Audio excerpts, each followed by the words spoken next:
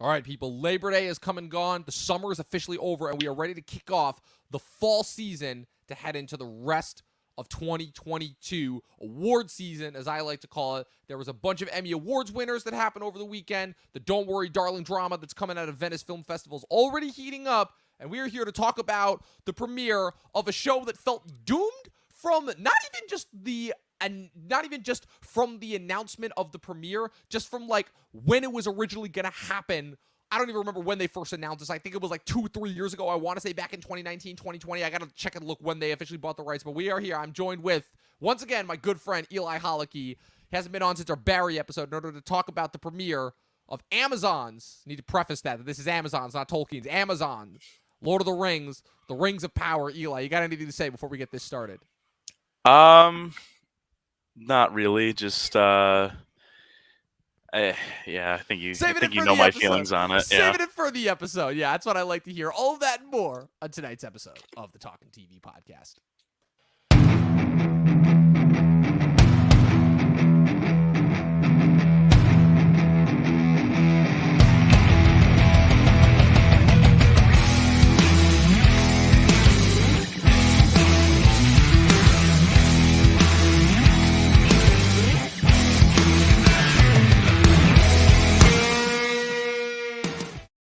All right, what is up, people? Happy to be back. Like I said, we took last week off. What's it called? Just a lot of stuff going on the behind the scenes for myself personally, but we are back. We are pretty much, I think, going to be going consistently for every week. Obviously, you know, albeit if there are certain weeks where it ends up getting a little slow for the rest of the year up until the end of the year when we wrap up with our coverage of Avatar: The Way of Water. But we're kicking off the fall season with The Lord of the Rings, The Rings of Power. And this is something that feels like it has been doomed from just the get-go and the announcement, right, for just a variety of different reasons, right? The fact of, I mean, if we want to go back even like before Amazon's acquisition of the rights, which that feels like we could do a whole podcast in and of itself, I feel like just the overall feeling in the room towards Lord of the Rings, I feel like that really started with the Hobbit movies, because what's so weird about Lord of the Rings that kind of differentiates it from a lot of the other pop culture things that we've been dealing with over the last couple of years is Lord of the Rings felt so rooted in the decade that it came out, which is the 2000s, which is this era of, again, these very big budget, high concept, really crazy, a lot of money, a lot of VFX thrown at it, but at the same time, very contained stories. You know, you have the Matrix trilogy, the Star Wars prequel trilogy, the Pirates of the Caribbean trilogy, the Christopher Nolan Batman trilogy that starts during that time period, a couple of superhero trilogies, Sam Raimi, Spider-Man, Bryan Singer's X-Men, to name a few.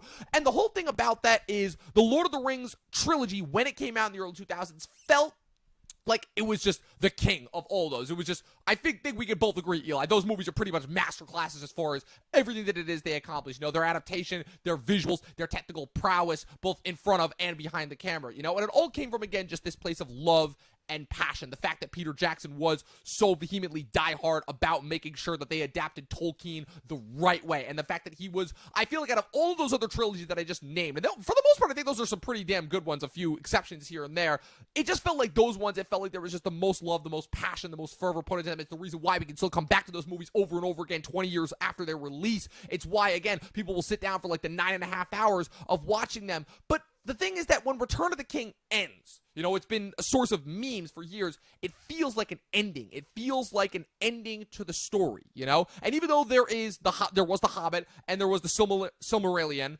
you'll have to let me know later if I pronounce that right, and all this other like kind of ancillary material that goes into the Lord of the Rings trilogy, right? It always felt like that was the story, right? So just from the pop culture standpoint, then about a decade later, we get the Hobbit movies, and those, again, the discussion and the podcast of the consensus has already been come to as far as those movies go, as far as, yeah, those, no reason for that to have been a trilogy. You know, Jackson only did it because he wanted to make sure that those got made, because Guillermo del Toro was going to do it, and then he ended up stepping away, and the studio was not going to let it happen. So it's been kind of an interesting and rocky road that Lord of the Rings has had since its initial conclusion 20 years ago. And so now we have this premiere of the show, and I mean, Eli, like, you're pretty much fully aware of, like, the whole acquisition around it, right? Like, as far as how that went down and everything. Like, what was it? Oh, like, yeah. That was something like what? Like what was that? Like the most expensive acquisition, like at the time? It was actually earlier than I thought it was. I thought it happened in like 2019, 2020. The acquisition, Amazon actually acquiring the rights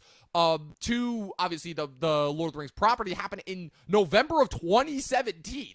which Oh, wow. for a whopping $250 million. I want to say that was like the most expensive like television acquisition ever.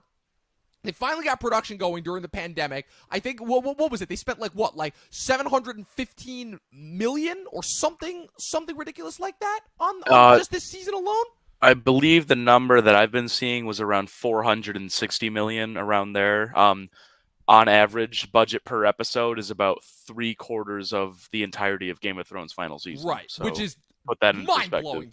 Which is mind blowing. You just think about how expensive that last season of Game of Thrones was, and that was only 6 episodes. This is 8. I know it's like not that much, but like there was a lot of money that was going into this show, and I think that's kind of where we can kind of start this conversation as far as that goes, because again, obviously, the Lord of the Rings movies were known for being these large, expensive, big-budget movies. And obviously, again, just because of the pandemic and the nature of streaming and everything that we've already talked about on many, many different episodes, the focus of kind of where these studios are wanted to shift and focus their efforts on, again, a lot of studios that were kind of all in on streaming during the pandemic and turning away from it because Wall Street is, of course, cowering about the long-term effects of it. Warner, the whole Warner Brother Discovery thing is an absolute mess right now. They're just like completely slashing their roster going forward. But Amazon is just still trucking. They still got that money, and they were very, very adamant about getting the rights to this property, and kind of where I feel like it comes down to is there was a big difference between Jackson, who wanted to make those movies because he knew it was the opportunity of a lifetime. He was kind of a low budget. He was kind of known for his low budget horror films that he did in Great Britain before he had a couple of mid-budget level of mainstream American successes before he got literally the opportunity of a lifetime. So much so that he kind of cashed the entire rest of his career out of it. He only made a few more movies before he did The Hobbit in between the Lord of the Rings movies and the Hobbit movies. And immediately I feel like off the bat, regardless of what our thoughts on the episode are, I feel like we can both kind of sense that, like, yeah, Amazon only did this for money. We're in the age of just what IP is gonna be the biggest and the most marketable, and they're like, okay, what's still a big one? Lord of the Rings. Okay, it's been almost a decade now since the last Hobbit movie premiered. That was 2014. We're only a couple months away from 2023. It's literally been 10 years since the first Hobbit movie premiered. So like, okay, that's ripe for the picking. So they make this deal. So Eli, I've been talking a lot about this. So before we actually get into the actual episode itself, just walk me through your thought process when you heard that Amazon was buying the rights to Talkin, all the way up until when you saw that first trailer and everything. Just talk about your thought process on that first and foremost.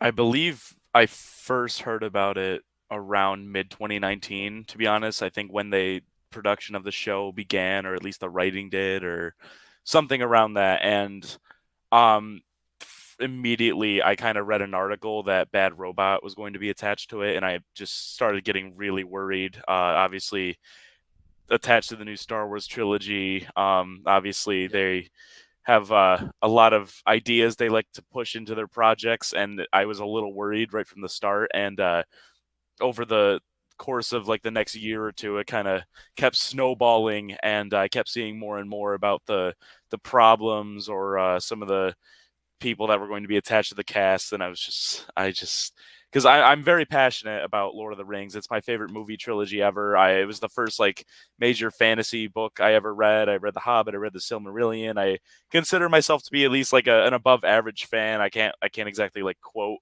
some parts of the books like I see some people on YouTube doing on like a daily basis, but I do know a good chunk of the history, and it's kind of sad just from a real like fan perspective to see what's been happening. Yeah, so it's kind of like we've talked about. I feel like kind of the overall consensus coming out of the late 2010s when kind of all this started, coming into the early 2020s, kind of the death of fandom, as we'll call it, where kind of all of these studios have all these IPs, all of our favorite stuff, and they're again just kind of twisting and manipulating these things in order to try and fill out these quotas that ultimately end up resembling something much less than what it is that we fell in love with in the first place. And then after a while, they try to make us feel guilty about not liking the subpar material that they're putting out. I'm not talking exclusively about Lord of the Rings of Power. I'm just talking just kind of in general, the pop culture IP that, kind of sphere that we're in right now. My kind of general thoughts on it are, in a strange way, it was really weird, because my whole thing was, I remember being in high school, because I was a sophomore in high school when that first Hobbit movie dropped, because that was December of 2012, and I remember being really excited for it. And this was, I believe, at the time when the Hobbit was originally only going to be 2 movies. This was before they revealed that it was going to be 3. And I was like, okay, so at the very least, that means we're going to get Smaug in this movie, because I'd read the Hobbit book at that point. I'm like, oh man, it's just like one-off fantasy. If Jackson can do even half of what he did with the Lord of the Rings movies, this is going to be insane. You know, he's got even more technicals and more toys to play around with. And then I saw where they cut the movie off. Like, I was doing some reading on it. I saw where they cut the movie off, and I'm like, wait, what? That's where they're cutting it off? Like, what? Yeah. I'm like, that's barely even a third of, that's not even a full third of the book. What the hell? You know, where the Eagles, after they escape from the goblin mines and Bilbo gets the ring from Gollum, and then the Eagles, so that's where it ends? Like, I'm like, they have almost like the rest of the book. The Hobbit's not that big of a book, and that's when they announced that they were doing it as 3 movies. That's when I'm like, okay, like, I don't care. So that's kind of like when that was kind of early on when I started to realize, I'm like, oh, they're never going to get this right. I'm like, Lord of the Rings was it. It was one and done. They already kind of screwed this up. So I've kind of not really been in on the whole Lord of the Rings train for a while now. Now, what I will say is that so I guess kind of that's where I come into it, because going into, going into kind of everything that kind of comes out now that is related to a big budget IP. You know, again, I just feel like we've been so let down by almost everything that's come out in the last couple of years. Now to the point where even Marvel, which for the most part was so consistent for that 3 to 4 year stretch period, is now, for the most part, with the exception of, I think, like 1 or 2 things, almost everything has been kind of a disappointment, a letdown, you know, on top of just the overall influx that we've gotten. That's a conversation for a later day, you know? But so, I guess kind of because I've been so trained and become so cynical to just not buy into anything and not think that anything is going to be good, I will say that it has kind of allowed for me to be surprised a little bit. You know, I had absolutely no expectations going into House of the Dragon, because of obviously what the final season of Game of Thrones did, and that show has actually been pretty impressive. And so what I'll say is that after watching these first 2 episodes of Rings of Power, I'm not going to say that I'm majorly excited. I don't think it's groundbreaking or any way, shape, or form. What I'll say is I was impressed by the visuals, because again, I'm still kind of, in my mind, I'm still kind of trained as a television watcher to see, like, you know, things like you know, like some of the CG that we saw on Lost or some other thing. So obviously seeing the CG and the level of visual prowess that we're used to seeing on the big budget blockbusters on the small screen is always going to be impressive to someone like me. Not to mention that, and you brought up, this was a really interesting point that we were talking about before we actually got on the stream, which is where you were saying how a lot of the characters have felt like they were attempting to mimic Tolkien as opposed to actually understanding the language. I want to dive into that more once we actually get to kind of the differences between the source material that it's adapting. But I definitely, and again, this is just coming from somebody who, again, really only has the movies. I read the books, The Hobbit and The Lord of the Rings, not the Silmarillion, but I have to say that for the most part, I always enjoyed watching the movies more just because those books, because of obviously Tolkien and the way that he writes, I always felt like they were kind of a little bit too dense and not really that enjoyable of a read. And especially because it was the only instance where I've watched the movies and then read the books after the fact, which is something that I almost never do now. It just felt like kind of a drag, especially since there's an entire sequence of Return of the King, the book, that was not at all included for the filmmaking. I think personally for the better. So my whole thing is, it's like, okay, it's been enough time since I've seen the Lord of the Rings movies. Again, I watch those movies religiously. I watch them at least once a year. So, while I know that obviously what I'm seeing is not at all probably what Tolkien intended, and definitely nothing really even resembling the Peter Jackson movies, but for what it is that I got, I was not disappointed, is what I will say. Kind of as the kind of cap off in that very, very long stretch. So, kind of before we got into kind of the biggest differences, I guess I'll give like a little bit of a breakdown as far as what this show is about, because I feel like there was a little bit of confusion going into as far as what the show was going to be about, because I definitely remember when I heard that it's like, oh, wait, so it's just about Sauron forging the rings? Like, why do we care? We got that in the prologue of Fellowship. Why do we care about that? And then I realized, I'm like, oh, but then I started doing some more reading and realized, I'm like, oh, no, they're covering the Second Age, which is this whole long period of time that happened almost thousands, at least a couple thousand years before the events of The Hobbit and The Lord of the Rings, which take place during the Third Age of Middle-earth. So basically what we're watching in this show, and what we're going to be getting throughout the course of the show, which again, Eli, you'll be able to go in more in depth to once we actually start breaking down the differences between this and the source material that it's based on, is essentially what we're watching is Middle-earth long before the events of the Hobbits. You know, we see a young Galadriel, we see a young Elrond present in the show, kind of about the coming of the elves from, I believe, their home country of Valinor to Middle-earth in order to, the opening kind of prologue basically breaks down that they are basically trying to stop the first ancient evil that came to Earth before Sauron, which was, of course, Morgoth, their defeating of him, and then how Sauron would eventually infiltrate the elves and eventually corrupt the men of Numenor into, well, not necessarily Numenor, but essentially corrupting the elves into crafting the Rings of Power, which would eventually result in him forging the One Ring in the Fires of Mount Doom, which would eventually result in the fall of Numenor, the corrupting of the Nine Kings into the Nazgul, and essentially kind of all the events that we hear about in the prologue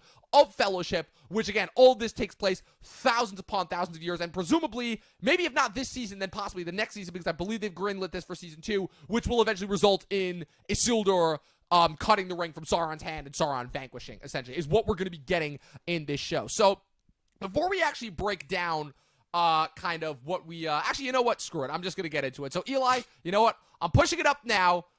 I basically had it outlined in the notes here as far as, like, giving him a whole rant. So, Eli, do your thing. Break it down for us. Well, first of all, how well did I do? How well did I do with basically kind of the overall description as far as what we're going to be getting in the show? I mean, I guess you did a fine job. I mean, I mean, the whole Second Age was Sauron kind of planting his seeds of evil within the races of men and the elves, and kind of turning them against each other, and just trying to cause as much chaos as he can for his inevitable rise again. Before the end of the Second Age, which is where we see that final battle, the prologue, Lord of the Rings, where that was called like the War of the Last Alliance, I believe, or War. No, sorry, that was the War of the Elves and Sauron. But if I remember correctly, I think that what they said in the movie, and again, I don't know, correct me if I'm wrong, because again, this is not my area of expertise at all, but I think that Galadriel, when she's narrating it, says it's a last alliance of elves and men, but I don't know if that's the actual name of the battle or what she was just using to describe it. That sounds about right. I haven't actually seen the movies since like last year, but it is. They did get some things right. There were some little references I saw in the first few episodes that I actually kind of appreciated. I'm like, okay, they're at least sort of getting details, but they really condensed a lot down to the point where some of the decisions, some of the characters who are very well established characters within the lore make, and it's very contradicting. Oh my gosh, I don't even know where to begin, to be honest. Yeah, so essentially like I said, what we get in the opening scene of the first episode is Galadriel kind of essentially carrying out this revenge mission because her brother dies in the fight against Morgoth. They extinguish Morgoth, but Sauron is still alive and out there, so she's essentially leading this revenge quest to go and essentially take out Sauron for good. But obviously, again, this is before the forging of the One Ring. This is before the forging of any ring. So again, but the whole thing is the thing that's established, she's been hunting for Sauron for so long that nobody even knows if he's still a thing. You know, her other soldiers are starting to not believe in her as well. And I feel like this is where a lot of the kind of, let's call it, favorite buzzwords that a lot of the internet likes to throw around, you know, woke, clickbaity, all that stuff really starts to factor in. Because, Eli, as you were telling me, like, Galadriel apparently never had a brother. A lot of that stuff was just fabricated for the show itself. There is a lot that was fabricated. I know later on Isildur is going to have a sister, and she never existed. And it's just a series of decisions that I don't really agree with. And Galadriel is one of the most powerful elves to have ever existed, one of the most beloved characters to have ever existed in the Tolkien legendarium. And I mean, she's so powerful with magic. She doesn't really need to be swinging a sword everywhere. And it's just, that's one thing. And especially that opening sequence of her leading her company there to the supposed fortress that was left behind by Sauron, and how the one person falls and she's just like, no, let's keep moving. That's almost like kind of alienating her from the audience. It's just like, all right, how do you expect me to root for this person when she's not even going to care about her own people? And I don't know. Well, it also doesn't help that pretty much every other male elf figure that we see her interact with, you know, her second in command, the young Elrond, ironically enough, portrayed by an actor who has also portrayed another younger figure. Yeah, Robert Aramayo, a.k.a. young Ned Stark from season 6 and 7 of Game of Thrones, and Gil-galad, who I actually thought was really interesting, portrayed by Benjamin Walker, a.k.a. the lead of Abraham Lincoln Vampire Hunter. That's who that, which I just thought that connection right there is hilarious right there. It also doesn't help that literally every single male elf that she interacts with is telling her, oh, you've been on this revenge quest for so long, Sauron has not been seen, the war is over, like that. The whole thing that's established is like the elves have been in Middle Earth for so long that they're like, yeah, we're ready to go back. Now, this is one thing that, just a quick side note, that I thought was always a little bit confusing. So, do the elves come from the same place that Sauron and Gandalf, I believe they're Maiar, is the Undying Land, is that the same place where they all come from? Yes, Or no? Valinor is the Undying Lands, yes. Okay, so, but I guess kind of the source of confusion comes from, so obviously, at the end of the first episode, for everybody who's watched it, when we get the Harfoots, you have this comet that crash lands, and there's a guy there connected to the comet, which is full of, gray light, amazing light. You don't know who he is, but the assumption is that he's Gandalf, and the assumption, right, that we pointed out is that he's Gandalf. And so that always made me confused. So it's like, wait, why do the elves sail from Valinor to Middle Earth, but the wizards crash land on a comet? Like that didn't really make that much sense to me. I mean, again, it's fantasy, so again, there's always going to be some kind of looseness there. But that was a little bit confusing to me. And also, I just always thought that it was, so obviously I know that Sauron predates the elves and the whole thing of him being, eventually coming into Morgoth's service. That all happens in the First Age, which is another 1,000 years before all of this. But like, I always felt like there was kind of some dissonance there as well, where it's just like, where basically from what I've understood is that it's a lot of changes to the original source material that are changes that don't really necessarily need to be there. So I guess kind of, Eli, what I'd like you to do for us now is kind of break down essentially the events that we witnessed in these first two episodes, but how they happen as recounted in the Silmarillion, essentially. Because I've never read the Silmarillion. I'm not exactly sure. And I know that's a lot to condense, essentially, but... Oh gosh, I mean, there were a lot of changes that really happened. I mean, first off, the elves never kind of just all migrated from Valinor to fight Morgoth.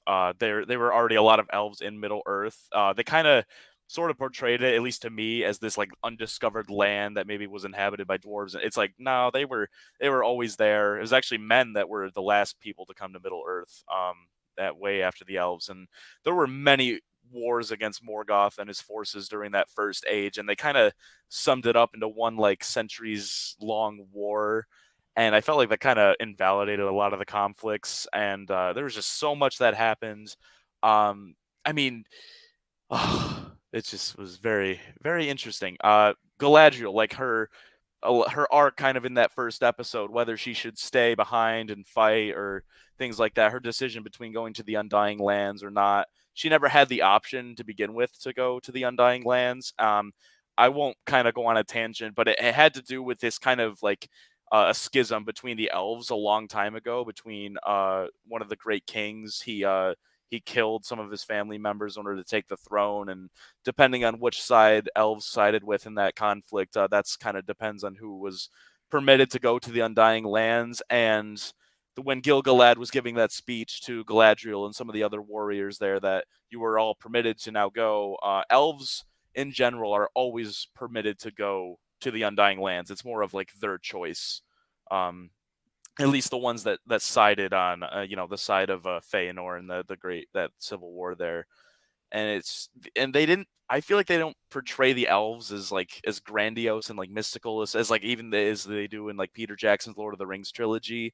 Elves are like immortal. They're like entwined with nature, and there's amazing warriors with like access to these like amazing sources of magic. And it feels like in this show they're kind of just like pointy-eared humans that just live for a long time. You know what's funny about that? I actually kind of had a thought about that as well, because you're right. I definitely got the sense when watching these first two episodes of, it's like, okay, immediately I'm like, these are not the same elves that I saw in the movies, obviously. Now, granted, again, it's thousands of years before we see them and all that, but I definitely got the sense of where. So obviously, I'm aware that, like, okay, so I know obviously, again, there's going to be some trickery involved here, where Sauron infiltrates the elves disguised as somebody else. He makes contact with this great elf forger named Celebrimbor, who we meet obviously in this episode, who he contracts Elrond out because he needs help in order to create a great forge for a great undertaking, that has never been done before. And again, I'm assuming that that's eventually going to come back around and reveal, and once we get involved with Sauron and Numenor. But I almost get the sense like they're trying to portray the elves all of them here like the Jedi Masters in the Star Wars prequels, where again they're kind of so Yeah. lofty and on their high hill that they can't see the evil, or what's it called? The snake in the garden, if you will. The evil that's come to infiltrate them. But my problem with that is, okay, that was already kind of a dumb enough story mechanism 20 years ago when Lucas did it. People have been making excuse after excuse after excuse as far as how Palpatine was able to disguise himself and fool all the Jedi Masters despite the fact that he was right under their noses the entire time. It's a really, really, really loose thread there, and I don't know if them repeating that in Lord of the Rings is going to work, especially because I have a feeling that it's going to be a situation where once Sauron is revealed, because we haven't actually seen, outside of the flashbacks, we haven't actually seen Sauron yet. In the present day and age, there's been little hints here and there, like I said, like the orcs that are coming back, the various glowing symbols all over Middle Earth. We're seeing different regions of Middle Earth that we never saw in the movies, both between The Hobbit and the Lord of the Rings movies. We see Eregion, which is this realm of the elves, the place where the Harfoots are staying. I can't remember the name of that. We actually get to see the kingdom of Khazad-dûm in its full glory, that we saw in Fellowship of the Ring. We're going to obviously see the island of Numenor, which famously was destroyed, obviously, during the war with Sauron. But kind of what's really weird to me is I'm like, okay, why are they going out of their way to portray the elves as these lofty kind of, like essentially like pretentious, like kind of out with the old, in with the new sort of way, like why? Because essentially what that's doing is that's going to make us root for Sauron, essentially, as far as the power that's coming in to take them over, and I already am, honestly, after these first few episodes. Well, just the confusing thing to me comes from, it's like, okay, if we're supposed to be rooting for Galadriel and Elrond as far as being the scrappy underdogs who are like not exactly going to go along with the what's it called with the status quo, but here's where the problem of that comes from, and like I said, let me know if we're on the same page here. Once Sauron actually crafts the rings and then uses the One Ring to take over everyone, the elves resist, because the elves, when they were forging the rings, had the foresight to not craft the rings under Sauron's influence. So that's why when Sauron uses the ring to take over everyone else, the elves are not corrupted. It's Galadriel, Gil-galad, and I forgot who the third elf was that had the ring. And then I know Elrond gets Gil-galad's ring, and then Gandalf gets the third elf's ring, whose name I'm not remembering, because the whole thing is by the time you get to the third age in the Lord of the Rings, it's Galadriel, Gandalf, and Elrond that are the holders of the three rings that are left. The dwarves, there's some explanation as to how they're able to resist Sauron, but the whole thing is once Sauron crafts the Ring of Power, that's how he's able to corrupt the nine kings at the time, who I don't remember if they were all Numenorian or if just one of them was, but that's how he's able to kind of bring them under their influence, turn them into the Nazgul, and essentially begin the downfall of the kingdoms of men until it's really just Gondor and Rohan that are left by the time we get to the Rings of Power. So already there's a little bit of a confusion there where it's like, and that's something that I've kind of always been confused on, is I'm like, okay, so if Celebrimbor was the one who Sauron was able to corrupt into making the rings, but Celebrimbor had the foresight to keep the elf rings separate from the rest. Like, I don't know, like walk me through that whole thing right there, because there's some little thing that I'm missing here and there. Well, to my knowledge, he didn't really alter the rings that much. It was more that the elves just had the power to sense that something was wrong when they put the rings on, and they felt Sauron's presence, and that was why they kind of resisted it. Is they just were just done with the rings there. The ring the whole theme with the ring kind of appeals to. It kind of brings out the worst in people. Like greed, obviously, is one of the biggest themes with the original trilogy, and it's just like this shiny little gold object, and we see it in The Hobbit too. And I agree with you. There is a little confusion as to how it's going to work. I personally don't really like the way they're setting up Celebrimbor in this show. I don't think he really fits what kind of his reputation kind of gives him. Well, real quick, so walk us through that, because again, Celebrimbor is a character that is completely original, has never been seen, at least as far as if we're talking about people who've only watched the movies, both the Lord of the Rings and the Hobbit movies. Again, Celebrimbor, I'm pretty sure, is not mentioned in any one of those. So walk us through, who is Celebrimbor? Why is he so important to the lore and the mythology as far as that goes? Why is he such an important figure? Yeah, Celebrimbor is considered to be like the greatest craftsman ever, at least the greatest like elf craftsman ever. He's created like countless weapons and other like kind of magical artifacts that have just been a great like help to the elves. He was at one point the like a lord of I can't remember the names. I'm sorry, people of the internet, but he did kind of rule his own region of the elves for quite a long time, and he was at least kind of curious like he was in the show, but he was definitely more of a warrior than the show portrays him to be. I mean, he's fought in countless wars, and he was always curious. I would say was kind of what his big turning point was his kind of his need for discovery, and I do think they set up that pretty well in the show, but just for what we're getting right now, I just don't think it's the real him. I don't know if you've ever seen the video game like Shadow of War or Shadow of You know, Mordor. it's funny because because of how the YouTube algorithm works. The YouTube algorithm has been showing me a lot of clips from Oh yeah, Shadow of War, and I do understand that once Celebrimbor kind of realizes that it's Sauron, and once he's able to kind of make the distinction and separate the elf rings from everything else, I know that Sauron captures him and tortures him and eventually kills him. I know that, but what's it called? But yeah, so the point being is that, like I said, Celebrimbor is a pretty crucial figure because he's essentially, along with Sauron, aside from Sauron, he's the one who crafts all the rings of power. You know, yes. the ones that are kind of narrated in the beginning of Fellowship of the Ring. You know, 3 rings that were made for the elves, 7 for the dwarves, 9 for mortal men that were doomed to die, but they were all tricked, they were all deceived. For in the fires of Mount Doom, the Dark Lord Sauron crafted the one ring to rule them all. You know, essentially. So, I guess kind of my overall thought process is that there's and again, it's why it's so difficult, I feel like, to talk about just these episodes as entities in and of themselves, because it feels like just primarily set up, like we haven't actually gotten the meat and potatoes of the story yet. So I can't really comment as far as what we're going to get. We can only obviously guess as far as where we're going to get.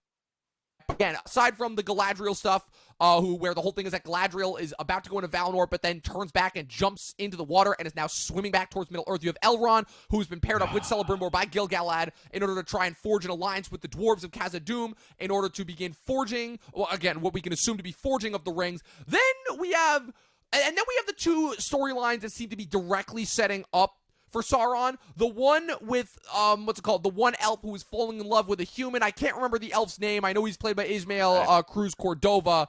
And the whole thing there is that the woman has a son who's got a Morgul blade that the orcs are now searching for. And then you also have the Harfoots, which you can get into as well, and their interaction with this figure that falls from the sky, who again we can presume to be Gandalf, which is what you've told me is already. And that was already something that I figured out, because I'm like, wait, I thought the wizards didn't arrive in Middle Earth until the 3rd Age. I'm like, to my knowledge, there were no wizards during the whole forging of the rings during the 2nd Age. So, first off, just a couple questions that I have. The blade with the kid, like, and when they fight with the orcs. First of all, how did it take them that long to kill the orc, when I'm pretty sure the whole thing with orcs is that the orcs are like the only kind of large force that's more disposable than stormtroopers, where they get killed so easily that, like, the fact that it took them that long to kill that orc is kind of hilarious. But also, like, what is the deal with that blade? What is that supposed to be setting up? Like, was there anything about that in the Silmarillion, or no? That's like completely original for the show.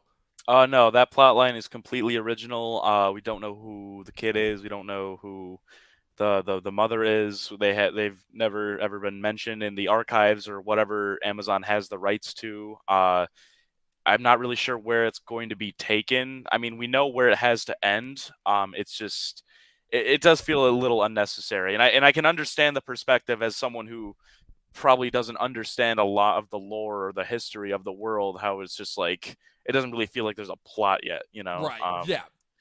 And yeah, I mean, I've felt really bored during a lot of those scenes. Yeah, those are the sequences definitely where it felt like there wasn't as much happening. The stuff with the Harfoots and the stuff with the mom and her son, as far as just like, okay, that's just kind of there as hinted setup. Like the stuff with everything with Elrond and the dwarves and Gil-galad and Celebrimbor, I was pretty engaged by. And even though the Galadriel stuff, it was like, that was whatever. It was cool, you know, she's on the ocean. They have to deal with this giant sea beast. That was at least compelling, you know, for what it was, you know. And that all seems to be like directly leading up to something and building off of stuff. Again, those are characters that we're familiar with versus the characters in the other 2 storylines. Again, we don't really know who any of those characters are. They're not even, aside from the guy who might be Gandalf, they're presumably not they're not characters that have any basis in Tolkien's works. They're completely original characters that have been made for the show. So now, the Harfoots, man. This is really where I feel like a lot of the criticism came for, because famously, and again, and this has been a large kind of, not discrepancy, but always kind of a little bit of a weird thing, was famously that there were no minorities or people of color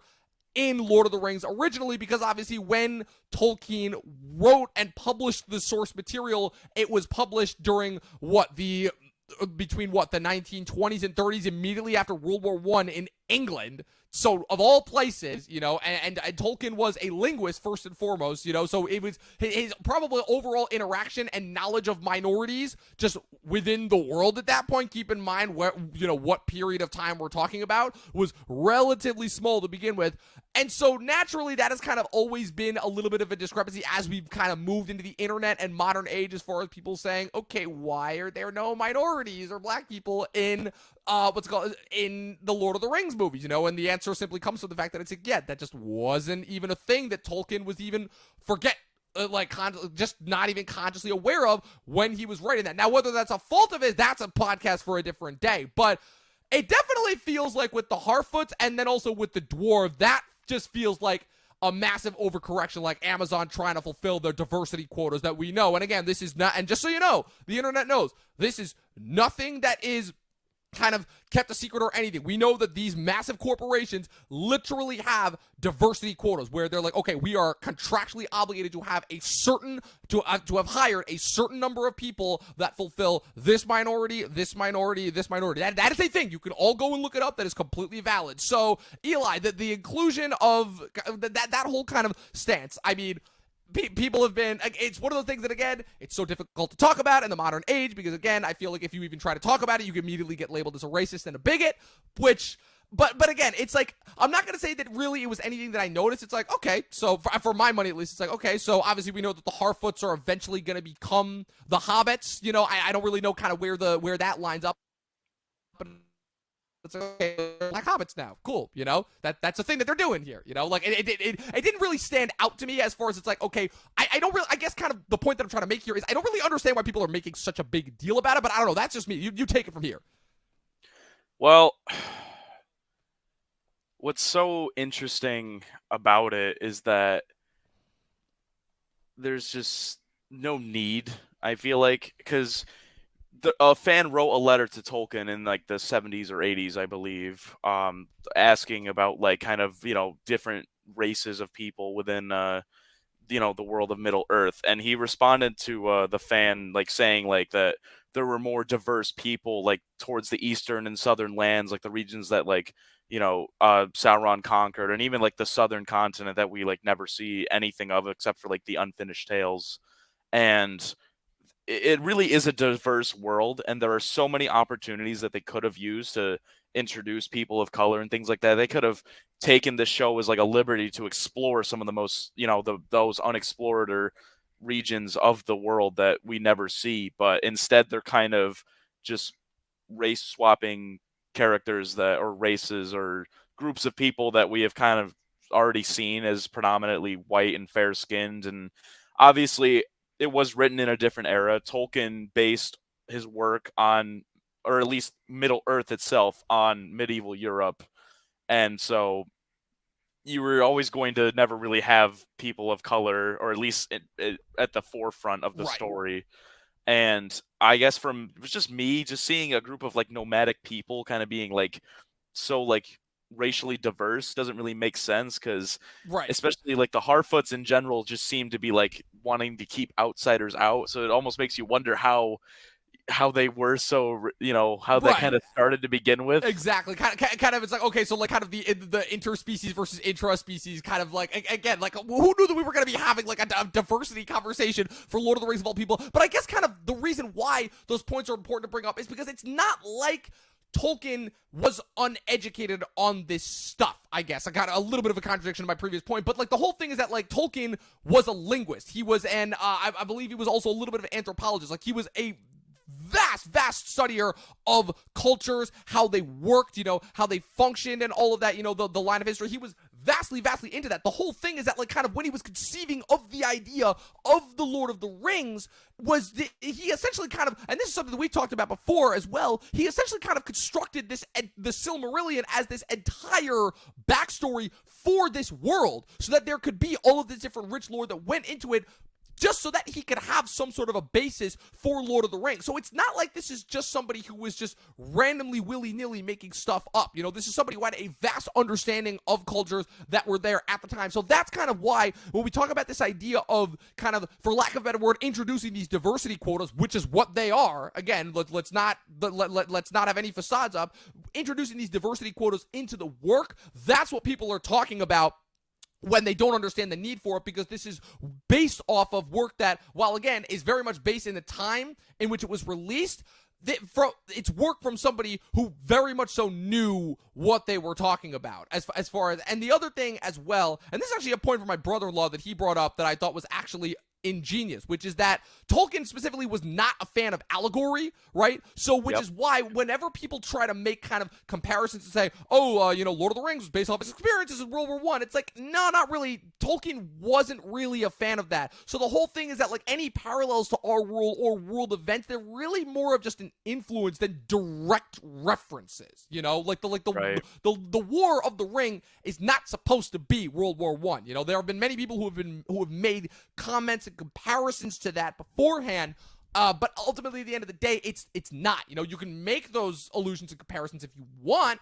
but at the end of the day, it's really, that's not what it's about. So kind of what all of this comes to say is that it really is more so a matter of, I guess, take it for what you will. You know, if it works for you, great. If not, okay. But I guess kind of, again, I'm not a fan of this idea of, again, just everybody immediately saying, oh, if somebody has a problem with how this was adapted, you're immediately a racist because you don't like black hobbits. Like, yeah, I'm not a fan of that. We've been seeing that same formula with Star Wars. Obviously, all the criticism around Reva in the Obi-Wan show, and how even before the show came out, they were already putting out articles about, you know, the racist attacks. Almost like the studios are trying to put out this stuff in order to, like, kind of preempt this stuff because they know that it just does well for marketing at this point. Oh yeah, and it's just their way to deflect criticism and things like that. And it's almost like, and you see it now with like Amazon and Disney, how they've been hiding all the reviews on like Rotten Tomatoes and these other websites, and it's almost like we're kind of progressing backwards in that sense. Yeah. I think, again, it's more of the censorship thing that we've been talking about. And I think I saw another thing today of where Amazon was, like, deleting the IMDb rankings or something and, like, not showing any of the reviews. And it's like, the episodes have only been out for, like, 3 days. Like, they only dropped, it's Monday that we're talking about this. These only came out on Friday. Like, it isn't even like it's been a week, you know? But again, it just shows that, like, again, how many people just love this property and how, again, there's a reason why this property was always going to be difficult to adapt regardless. You know, again, you talked about the guys who are responsible for for developing it. Their names are J.D. Payne and Patrick McKay. And correct me if I'm wrong, but you said that the only thing that they'd worked on is they'd worked on Bad Robot, specifically with some of the most recent J.J. Abrams Star Trek movies with Alex Kurtzman and Roberta Orci, if I'm remembering correctly when you said that, right? You can check. That's all they have to their name. And it's right. Just the quality of those movies. I mean, it just baffles me how they got the job to run the most expensive TV show ever made. It baffles me, but it's the world we're living in now. And I think it all kind of stems from Jeff Bezos, how he said a few years back how he just wanted to make the next Game of Thrones. I feel like that's why Amazon also picked up Wheel of Time, right, which kind of turned into a project that just on a rewatch didn't really seem to have as much passion in it as I originally thought. And as someone who's also read the Wheel of Time books, pretty disappointing as well. And it just makes you, it's sad. It's sad. Yeah. It's taking these works that were ultimately, works of passion and turning them into just more corporatized IP products, which is kind of essentially, like I said, it's kind of goes back to the point that we brought up at the beginning as far as like kind of the idea of fandom and what it originally was and how it's kind of been bastardized and kind of taken by these corporations and kind of turned and it used as a weapon against the fans of all people. And now they're trying to make out the fans to be the bad guys here. And yeah, sure, obviously, Twitter has been no help for that kind of when the Star Wars movie came out. But again, for the most part, fans are fans of this stuff because they have passion for it, Corporations, they're the ones that just want to kind of make money off of it. So just keep that in mind when you're thinking about kind of who has the right intentions. Now, I did want to pivot into something else kind of more interesting, and I'm glad that you brought up the kind of the Wheel of Time comparisons because it seems to me, and I think kind of this is where ultimately I think this will matter more in the long run is how, obviously, again, we've been talking about for the longest time kind of what's going to eventually overtake Marvel, where I think in the last year and a half now, it's safe to say that Marvel does not at all have the stones that they have. We're getting I can't think of the word right now, but we're getting a vast too many superhero properties, for lack of a better word. I think the box office numbers show ultimately that people are starting to become sick of it. And even though a lot of the money is still there, kind of the overall criticism just seems to, and the favor just seems to have gone down. But I will say that between 2021 up until now, the amount of fantasy products that we have been getting between theaters and streaming, whether you want to talk about Wheel of Time, Dune, House of the Dragon, The Sandman, which just recently came out. I know that's more so based off of a graphic novel, but that's also got a lot of fantasy. So I don't know, man. It seems like fantasy is starting to make a little bit of a comeback, where I feel like they were always trying to, where again, I feel like the problem was that Lord of the Rings, the movies originally set the bar so high that it almost felt like everything that tried to do it after the fact kind of suffered as a result of it, which is why we ultimately ended up getting more science fiction projects as a result that eventually kind of transitioned itself into superhero fare, But now, I don't know, what are your thoughts on kind of the whole, vast amounts of fantasy projects that we've been getting in the last year and a half up to now? I'm actually really glad you asked me that, because just as a huge fantasy fan, I've read all these other series that haven't been adapted yet, and I get the push, because with comic books, there's only so many characters that you can eventually cover. Right. We've covered Superman, we've covered Batman, we've covered Justice Not League, to mention we've just covered the Avengers. inherent nature, and again, this is a problem that I've been talking about a lot as well, which is the inherent nature of comic books, how they're inherently designed to never end, but that does not at all gel well with movies and TV, which part of the reason why we love those is because they do eventually have endings. So they're already starting to come into that problem where, okay, the Marvel Cinematic Universe technically already ended, but now they're still trying to keep it going and say, oh, but that was just a setup for more. But people are already starting to latch onto the fact that it's their best days are behind them. And I feel like we're finally starting to see kind of the flaws of the comic book industry, just having all these different writers and people working on all these different stories that eventually have to just combine for one huge, complete overall story. And it's that just there's so many inconsistencies and plot holes, and why didn't this character do this, or where was this character doing what? And we're absolutely starting to see it with Marvel, and I think we're definitely more on the downward slope of things, at least until the Kang Dynasty comes out, and inevitably people are going to be flocking couple more back things again, that I'm looking forward to up until that point. But for sure, up until it's going to be a little bit of a rocky road, I think, for the next couple of years of Marvel, as far as seeing which projects kind of people like more so. But I do just want to touch on the fantasy thing real quick again, is because there absolutely has been a push again. Just even fantasy book sales have been going up tremendously the last few years, even after The Hobbit. I mean, there's so many series that are coming out. There's there's all these competitions for self-published fantasy books every year. And I just feel like literally just from the writing perspective, it's just all been on a huge upward slope. And I know you probably have never heard of these, but I implore you to really do some research after this, is that they have begun to adapt even a lot more bigger fantasy projects attached to some of the bigger names. There's a series called Mistborn by an author named Brandon Sanderson, who I would say is kind of the modern, the most famous modern fantasy author. He's written countless, he's on track to write 50 books by the age of 50, which is just insane. But what's really interesting about his books is that they're all several different fantasy worlds with their own magics, their own histories and cultures and history and lores and everything. And what's so cool is that in every books he has always at least a few recurring characters. And he's essentially, it's called the Cosmere. He's built this immerse, detailed, there's all these different planets and stuff within the same universe where we're led to believe. And they're finally going to start adapting that to film or something. Production is going to be starting in the next year, according to the author himself, in an interview as of a few weeks ago. So I'm actually really interested to see where that goes. And I think that if that gets as big as it does with the right people behind it, I really think that could be the next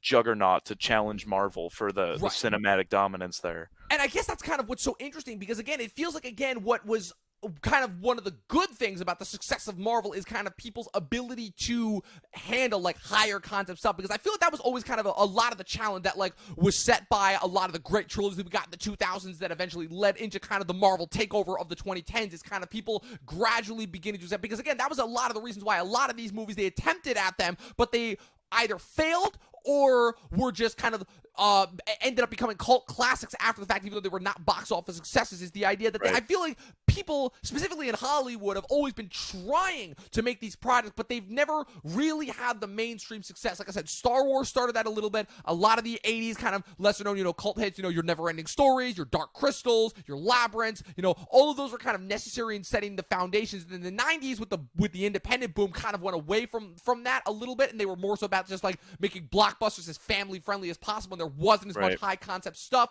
And then we get into the 2000s with, again, all those trilogies that I mentioned before, where again they're having some high concept stuff, but still keeping it just grounded enough. I feel like Lord of the Rings and Harry Potter is kind of ultimately where that peaks, and then that leads into Marvel. But I feel like kind of where Marvel, the drawback of that comes from is the fact of the investment over that long an amount of period of time was something that really only could have happened within those 10, 11 years that the Infinity Saga aired, because you had Game of Thrones throughout that certain period of time, because then you also had the advance of streaming. And so kind of the drawbacks that you're seeing of that now in kind of the post-pandemic and streaming age is that people just don't have time for those kind of long-form commitments anymore, at least not for superheroes. But what's interesting now is because people's level of palatability for those really high concept, really out there stuff is out there, it just, again, it's opened the door for all of these fantasy things that would have failed if they tried to make. Again, they've been talking about, again, Dune was a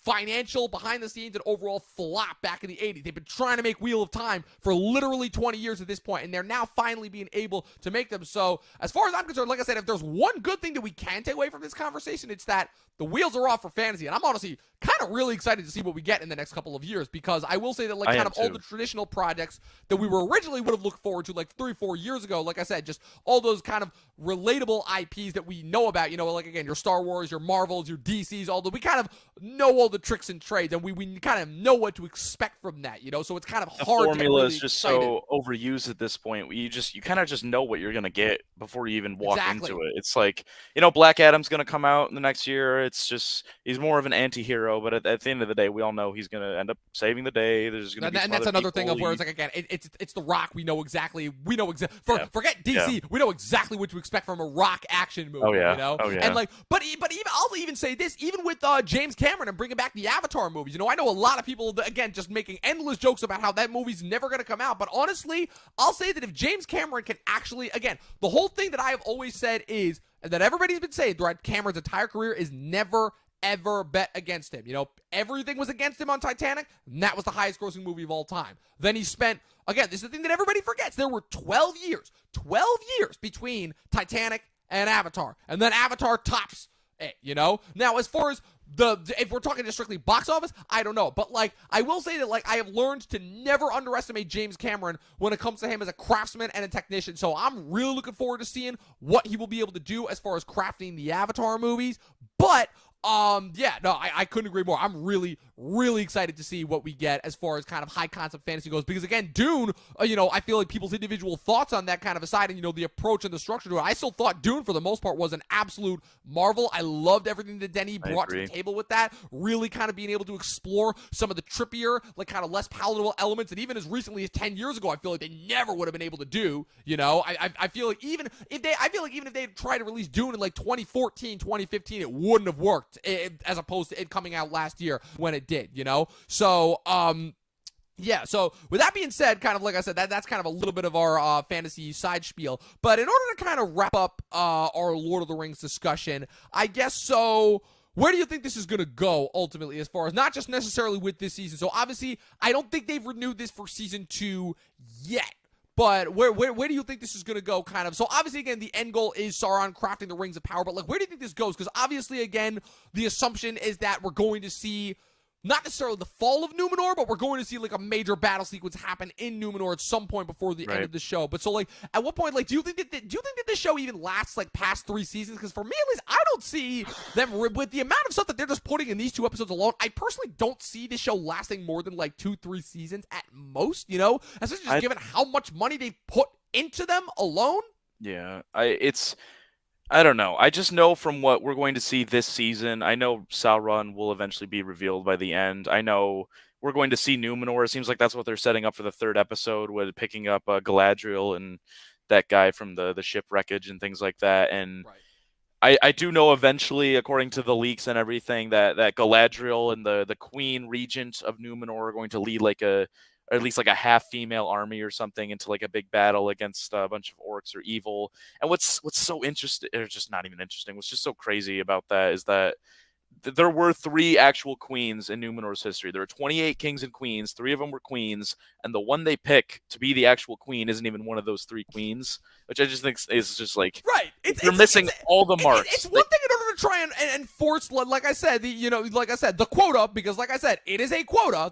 These things have to be in every single TV show now. Again, it is a mandatory thing that this has to be, but it's kind of even more baffling to me when they can't even get that right, where it's like, okay, you actually have this history and all these great, again, female characters to pick, and you're not even going to go with one that's actually a thing. You're just going to make one up? Like, And it's what? crazy, and it's crazy. Like Galadriel is like literally in Yeah. like one of the greatest female characters in the whole legendarium. She's so powerful, she's so strong, Yeah. and just like, but Put it then this she way. has to wear the man's armor and swing the Put it sword, this way, and it just doesn't make sense. Galadriel was such an awesome character that like she literally kind of did nothing except look at visions and just do a whole lot of narration in The Lord of the Rings, and she's still one of my favorite characters of all three of those Exactly, movies. Like me and my exactly. brothers have been making jokes about that for years, where we talk about they're like, yeah, what does Galadriel actually do in the just for the movies, right? Because we'd only watch the movies. We're like, Right. yeah, what exactly does Galadriel do in those movies aside from just show Frodo the vision and then just do a whole bunch of narration, And and that's that one what's like. Yeah. that's what's so cool about like doing this show, because it is also the era where there's like the least written, if that makes sense, what was left behind by Tolkien and things like so. They obviously did pick an era where there was enough flexibility to kind of shove all these like extra things that we're seeing that were never like made up stuff. And I don't know, just like how it Right. ties back to like what I was saying about the elves, like just that first scene of her leading that company and how the ice troll just murked a bunch of them right from the start. It's like, what Yeah. was the plan when they actually ran into Sauron? You I'll know? also bring up another point as well in order to kind of maybe quell any dissenters as well, as far as, another comparison. So obviously, again, Amazon very, very deliberately planned this. Again, this opened only this show premiered only 2 weeks after House of the Dragon.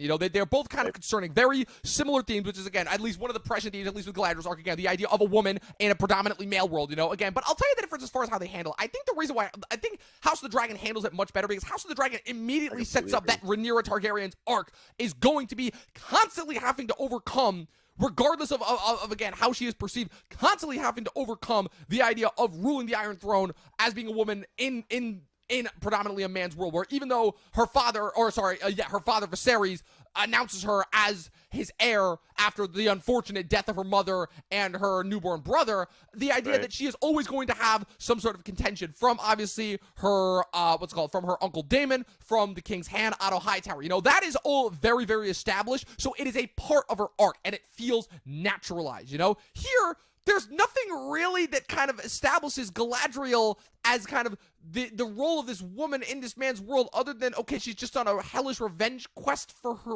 brother who doesn't even exist. And they're just having all of these male figures just kind of talk down to her for no reason? That's the difference. It's not really that well set up.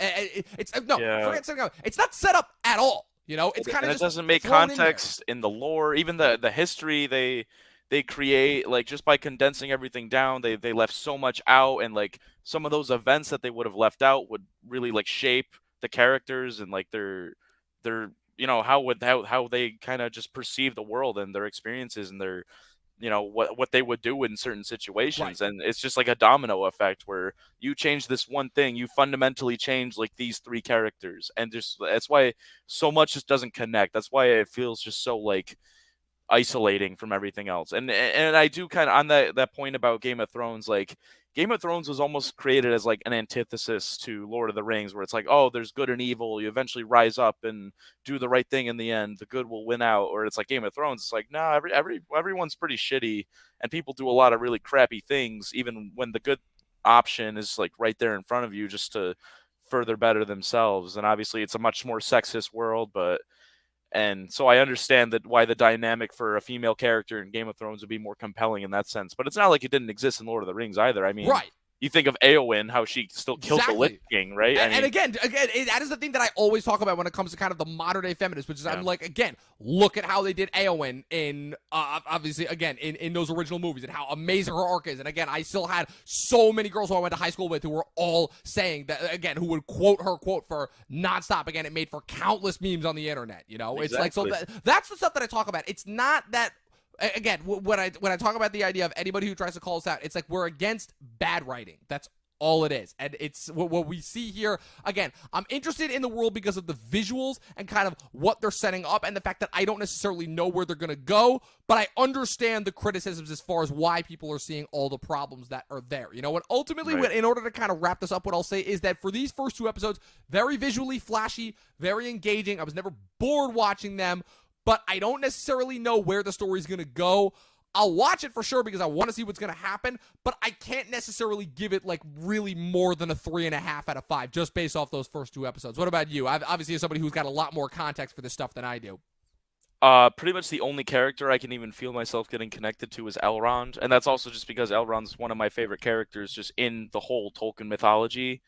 I really can't give it above a 2 just for all the lore-breaking contradictories I've been seeing. I don't know. It's just been overall very disappointing, and it just feels like there's no passion behind it from my perspective, at least. Yeah, exactly. Yeah, I couldn't agree with that sentiment more. Again, like I said, as far as kind of soulless blockbuster properties go, it definitely feels like that. But again, the visuals are unbelievable, is what I will say. Like some of the best visuals I have ever seen on the TV screen. Again, it is kind of crazy that we're literally bookending the weeks with House of the Dragon and Rings of Power. And because Rings of Power only has 8 episodes, they dropped the first 2 episodes at once. House of the Dragon has 10. I think they're literally going to be ending like right at the same time. And I'm like, man, if Bezos is not the pettiest human being alive, I don't know. I don't know what else shows it. So at the end of the day, that was it. That was our review, our recap of the premiere of The Lord of the Rings, The Rings of Power. What did you guys think? Thank you for all the comments. I just wanted to give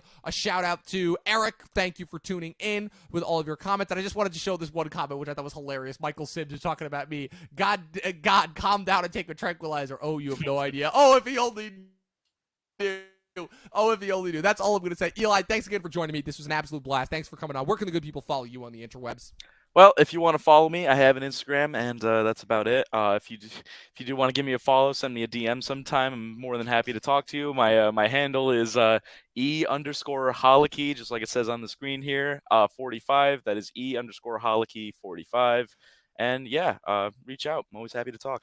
Yeah, absolutely. Like I said, I had you on. You made your debut last year with Wheel of Time. You helped me rank all the Marvel crap that we got in 2021, along with Eric. Like I said, you were on with us for Barry this year. What's it called? You helped us recap the end of Better Call Saul. I hope to have you on for many, many more episodes. Like I said, you're a podcaster in the making. That's all I'm gonna say. Don't waste your gift. So of course you can follow myself at Movie Nerd Reviews across all platforms. Be sure to follow the official Talkin TV podcast across all platforms. Subscribe to us on YouTube. Follow us on Twitch if you're not already. This episode will be available on Spotify and Apple Podcasts tomorrow. And as always, people, 12 seasons in a short film. And watch more fucking movies. We'll see you guys next time.